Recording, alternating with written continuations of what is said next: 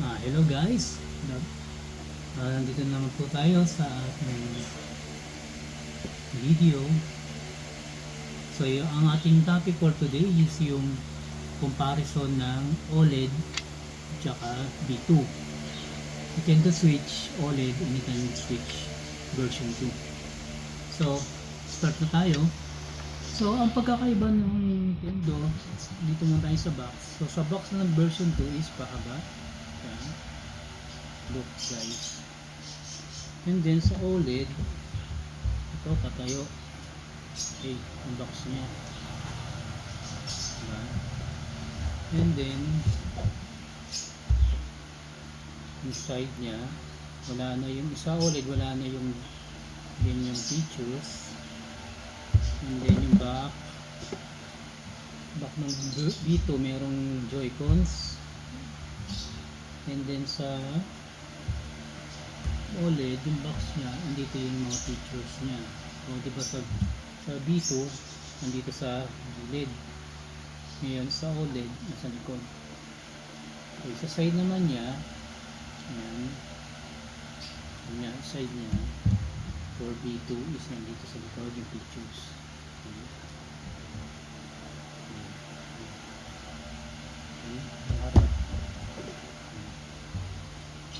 Yan po yung pagkakaiba ng box ng B2, Nintendo Switch version 2 at Nintendo OLED version.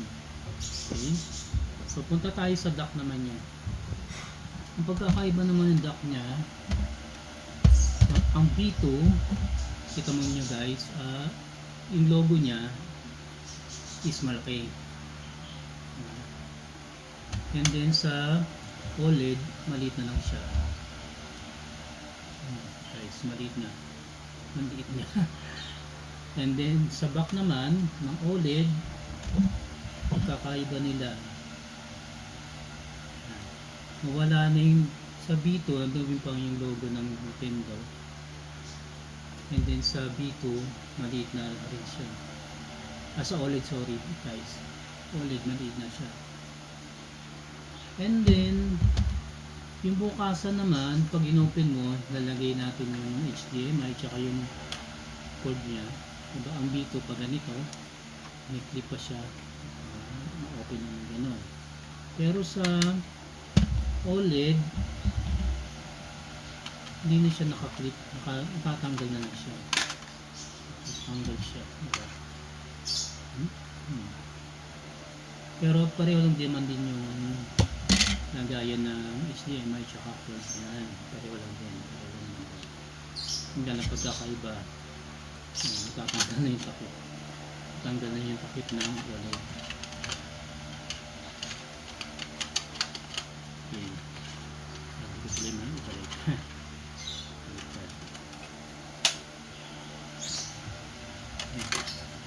Mahirap kasi pag ditanggal na, diba guys?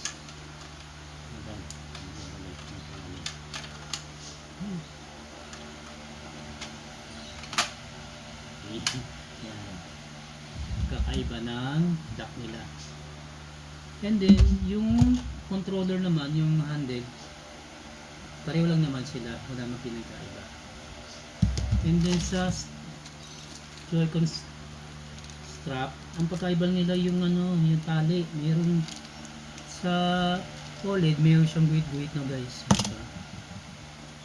Meron siyang design. Pero sa B2, wala. Plain black lang siya. Yung pinaka-straight. Diba? And then adapter, same lang naman din. Adapter. Hindi naman din siya. Hindi naman natin kailangan pag-compare kasi pareho lang naman siya. Yun. And then Joy-Cons naman ng tablet, the same din. Pareho naman eh. Pwedeng gamitin mo yung Joy-Con ng B2, tsaka yung OLED, pareho lang naman sila, wala namang pinagkaiba. Pwede nyo pagpalit. Okay. Yun. And then sa screen naman, ang pagkakaiba ng B2 sa OLED, mas malaki yung screen ng OLED. Yan. malaki ang screen ng OLED. Kasi ito may frame. Ang dito may frame pa siya. May frame pa siya. And then ang OLED, maliit na lang yung frame niya, saktong diretso na sa pinaka screen, pinaka ano niya, tablet. Sagad-sagad na din.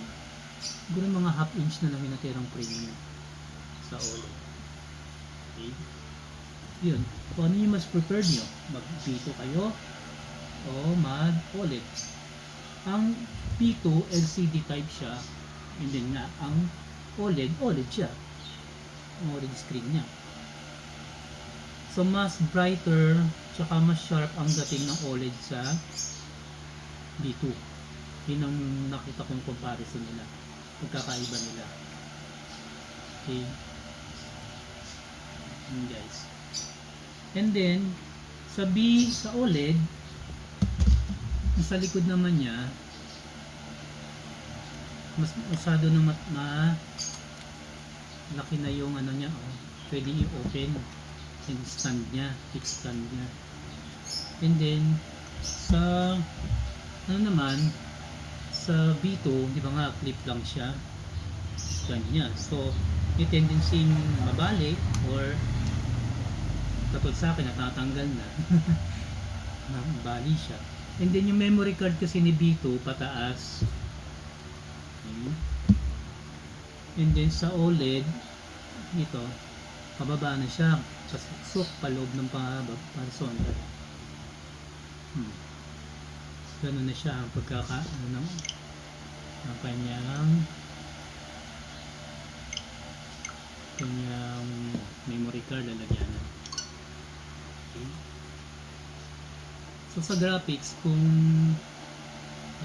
pagkukumparahin nyo, mas sharpness yung color tsaka yung screen niya, yung OLED. Pero pag nilagay mo naman sa TV, halos di mo rin naman mapapansin yung pagkakaiba ni B2 tsaka ni OLED halos pareho lang din naman. Pero kung sa console, dito sa ano niya, tablet niya talaga, mas sharp dito. Pati sounds niya, same din naman yung lakas ng sound. Battery, same din naman din yung battery niya. It depende sa gameplay nyo, sa laro nyo, kung gaano kala. Tsaka sa graphics, sa taas ng graphics.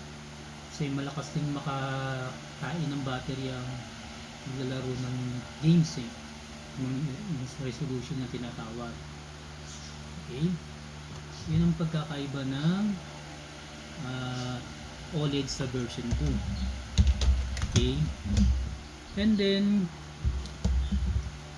ako guys, bumili din ako ng extra Joy-Cons kulay gray. Ayan.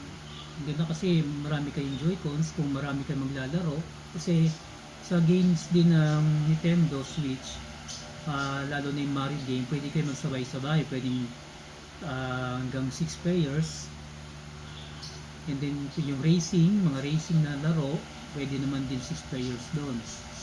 So mas marami players, mas masaya. Mas masaya yung laruin siya pag marami kayong maglalaro. Kaya ako, nag-extra rin ako ng Joy-Cons. Then pag ako naman mag-isa, ito, bumili naman ako ng DS controller. Nintendo Pro controller. Pag ako mag-isa, talaga pag hard games, lalo na yung mga arcade, so masarap kasing mag-Hadouken, mag-super pag ganito yung controller mo. Yan. Diba? Ito yung Nintendo Switch Pro Con.